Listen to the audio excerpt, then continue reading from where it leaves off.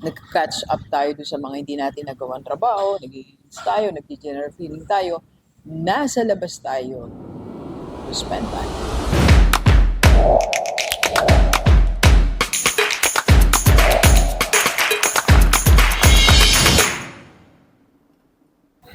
Okay, Gilibers, pag-usapan natin bakit nga ba hindi na tayo nakakaipon ngayon. Alam mo ba bakit hindi talaga tayo nakakaipon? Kasi madaming Saturdays. Yes, you heard it right.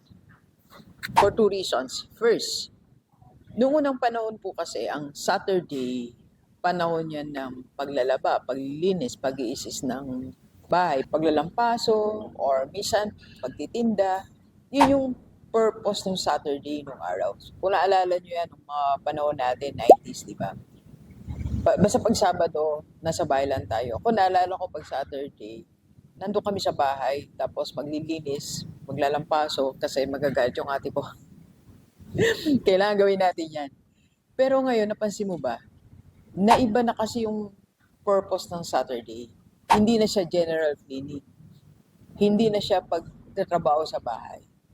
So, ang Saturday ngayon, para siyang inilaan talaga, ginawa para mastos tayo. 'Di ba? Pag Saturday, dito na tayo nagpupunta sa mall, dito na tayo nag-outing. Kasi, unang-una, ang concept natin ng Saturday is, I deserve this. Deserve kong mag-relax, deserve kong mag-swimming, deserve kong kumain sa labas, kasi nagtrabaho ako ng 5 days. Tama? So that's mentality now. Give us the permit or the license na mag-travel kahit wala naman tayong naipon para sa travel natin. So, magka-cash advance tayo, mangutang tayo. So, yung deserve ko to mentality, ito rin nagbibigay sa atin ng permit to eat more and more and more. And yung I deserve this mentality, ito rin nagbibigay sa atin ng permit para tayo mag-shopping, mag-mall. So, in other words, halip na nasa bahay tayo, nag-catch up tayo doon sa mga hindi natin nagawang trabaho, nag-iinis tayo, nag-general feeling tayo, nasa labas tayo to spend money. Right? So, ang Saturday kasi ngayon is parang run by emotions, not run by logic. So, yung bang nasusunod na ngayon yung emotions natin. We want to be happy, we want to celebrate, kasi masaya tayo, alis tayo ng family kasi masaya tayo, so kailangan nating magpa-deliver ng food, kailangan nating umalis. So, it's more on emotions. Naiiwanan yung logic. Ano ba yung logic? Yung logic, ito yung you will sit down and mag-iisip ka, paano ba ako mas maging productive every Saturday? Logic yung naisip mo na may kulang kayo financially.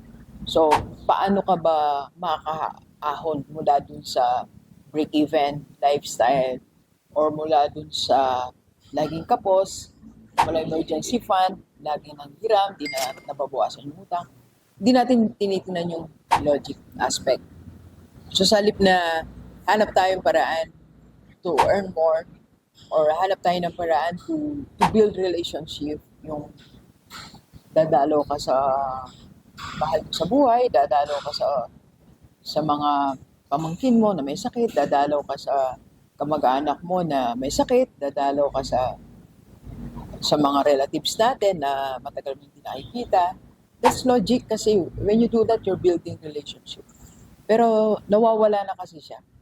Puro emotions na lang yung pinapa-under natin. So ending, ang affected Saturday natin. So ending, sa halip na makabuo tayo ng source of income and sa halip na mas maging matatag yung family natin, we keep on spending every Saturday. Kaya ang challenge ni Rockstar, anong ginagawa mo every Saturday? Huwag mo kayang gumasos ka ng gumasos kasi madaming Saturdays. And that's 52 Saturdays. Let's go. Kape po tayo. Kape po.